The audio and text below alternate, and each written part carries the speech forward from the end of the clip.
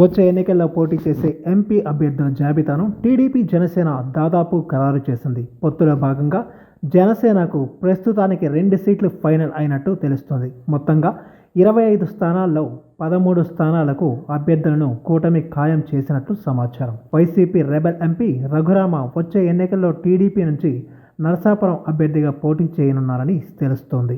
ఇక కడప సీటు పైన కాంగ్రెస్ పరిణామాలకు అనుగుణంగా నిర్ణయం తీసుకోవాలని భావిస్తున్నారు. టీడీపీ జనసేన ఎంపీ అభ్యర్థుల జాబితా కసరత్తు తుది దశకు చేరింది. ఇప్పటి వరకు 13 మంది అభ్యర్థులను ఖరారు చేయగా మిగిలిన అభ్యర్థులపైన ఒక నిర్ణయానికి దాదాపు వచ్చినట్టు తెలుస్తోంది. మరో విడత సర్వే తర్వాత వాటిని కూడా ఖరారు చేసే అవకాశం కనిపిస్తుంది. వైసీపీ నరసరావుపేట ఎంపీగా ఉంటూ రాజీనామా చేసిన లావు శ్రీకృష్ణదేవరాయలను తిరిగి అక్కడి నుంచే టీడీపీ బరిలోకి దింపాలని నిర్ణయించింది. జనసేనకు ప్రస్తుతానికి కాకినాడ, మచిలీపట్నం స్థానాలు ఖరారు చేసినట్టు తెలుస్తోంది. మచిలీపట్నం నుంచి వల్లభనేని బాలశౌరి తిరిగి పోటీ చేయనున్నారు. శ్రీకాకుళం, అనకాపల్లి, విశాఖపట్నం, అమలాపురం, నరసాపురం, ఏలూరు, విజయవాడ, నరసరావుపేట, తిరుపతి, రాజంపేట, అనంతపురం, హిందూపురంలో టీడీపీ అభ్యర్థులు పోటీ చేయనున్నారు. విజయనగరం ఎంపీ సీటుకు వెంకటేష్, కంది చంద్రశేఖర్ వంటి వారు పోటీలో ఉన్నారు. రాజమండ్రి సీటును ఓ మాజీ ఎంపీకి కేటాయించే ఛాన్స్ కనిపిస్తుంది. అలాగే మరో 2 పేర్లు వినిపిస్తున్నాయి.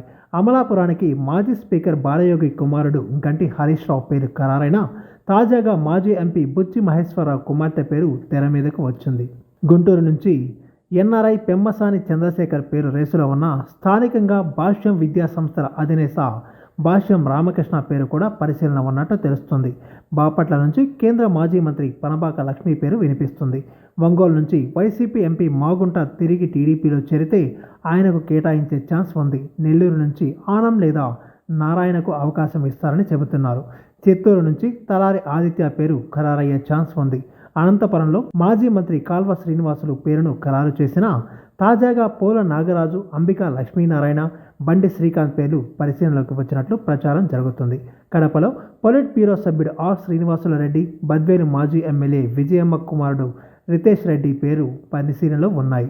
ఇక్కడ చివరి వరకు నిర్ణయం జరిగే అవకాశం లేదని చెబుతున్నారు. కర్నూలులో బస్తీ నాగరాజు, డాక్టర్ పార్థసారథిల్లో ఒకరిని ఖాయం చేసే ఛాన్స్ ఉంది. నంద్యాలలో సీనియర్ నేత బైరెడ్డి రాజశేఖర రెడ్డి కుమార్తె శబరికి ఇచ్చే అవకాశం ఉందని టాక్. ఇక కడపలో కాంగ్రెస్ నుంచి అభ్యర్థి ఖరారైన తర్వాత పార్టీ నిర్ణయం తీసుకునే ఛాన్స్ ఉంది.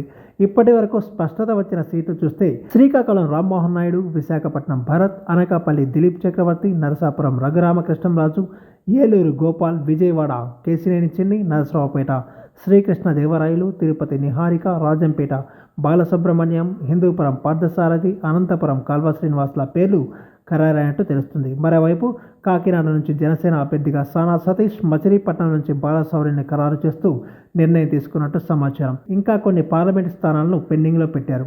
బీజేపీ కూటమిలోకి వస్తుందన్న ప్రచారం ఉంది. ఒకవేళ బీజేపీ వస్తే కీలక పార్లమెంట్ స్థానాలను కేటాయించాల్సి ఉంటుంది. అయితే ఈ నెల 5వ తేదీన చంద్రబాబు, పవన్ల మధ్య చర్చలు కొనసాగనున్నట్టు తెలుస్తుంది. ఆ తర్వాత మిగతా స్థానాలపై క్లారిటీ వచ్చే ఛాన్స్ ఉంది. అలాగే ఇప్పుడు వైరల్ అవుతున్న స్థానాల్లోనూ స్వల్ప మార్పులు చోటు చేసుకునే ఛాన్స్ కనిపిస్తోంది. ఈ వీడియో మీకు నచ్చినట్టయితే లైక్ చేయండి, షేర్ చేయండి, కమెంట్ చేయండి, సబ్స్క్రైబ్ చేయండి.